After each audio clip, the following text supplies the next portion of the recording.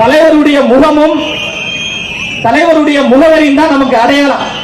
நீங்க தலைவரை பார்த்து அவரிடம் ஒரு ஆசி பெற்றுக் கொண்டு எந்த நிகழ்ச்சியை நடத்தினாலும் எவரும் நம்மளை தடுக்க முடியாது, வீழ்த்த முடியாது. என்னதான் நடக்கும் நடக்கட்டுமே, இருட்டினில் நீதி மறையட்டுமே, தன்னாலே வெளிவரும் தயங்காதே, தலைவன் இருக்கிறான் மயங்காதே. தலைவர் தான் நமக்கான அடையாளம். அதனால்தான் விசில் என்கின்ற ஒரு அருமையான ஒரு சின்னத்தை கொடுத்திருக்காங்க. ஆனா ஆளும் திமுக என்ன சொல்றாங்க, சரியான ஒரு சின்னம் தான் கொடுத்திருக்காங்க.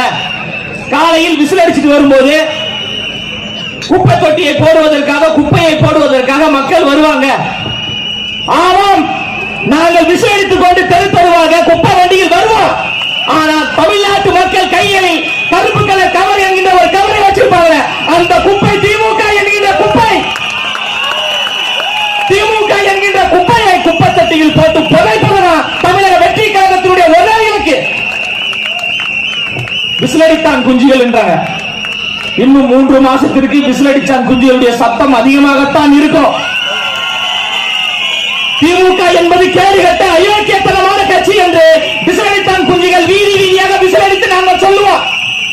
இங்கே நடந்து கொண்டிருப்பது பாசிச ஆட்சி என்று விசிலடித்தான் குஞ்சுகளாகிய நாங்கள் விசிலடித்து மக்களிடம் சொல்லுவோம். பெண்களுக்கு பாதுகாப்பு இல்லாத அயோக்கியத்தனமான ஆட்சி என்று, திமுக ஆட்சி என்று விசிலடித்தான் குஞ்சுகளாகிய நாங்கள் சந்து பந்தெல்லாம் விசிலடித்து திமுகவினுடைய முகத்திரையை நாங்கள் கிழிப்போம். வரலாறு திரும்புகிறது. திமுக என்கின்ற கட்சி வரலாற்றிலே இப்பொழுதுதான் ஒரு வலிமையான ஒரு கட்சியை எதிர்கொள்கிறது. அதனால்தான் நமக்கு நெருக்கடிகள், அழுத்தங்கள் வருது. போஸ்டர் கிழிக்கிறாங்க, பேனரை கிழிக்கிறாங்க, சுவர் விளம்பரத்தை அளிக்கிறார்கள். அதெல்லாம் உங்களால பண்ணிட முடியும். 8 கோடி மக்களுடைய இதயத்தில் இருக்கின்ற எங்கள் அண்ணன் விஜய் அவர்களே, உங்களால் என்ன செய்ய முடியும்? என்ன இதயத்தை அப்படியே பொழந்து பார்க்க போறீங்களா? எல்லாவற்றையும் எதிர்கொள்வதற்காக, போராடுவதற்காக தமிழக வெற்றி கழகம் தயாராக இருக்கு. திருநெல்வேலி என்பது அவரின் கோட்டை, இவரின் கோட்டை. No no no no, Tirunelveli என்பது தமிழக வெற்றி கழகத்தின் கோட்டை. திருநெல்வேலி என்பது தளபதியின் கோட்டை. அந்த கோட்டையை நாங்கள் கைப்பற்றத்தான் போகிறோம்.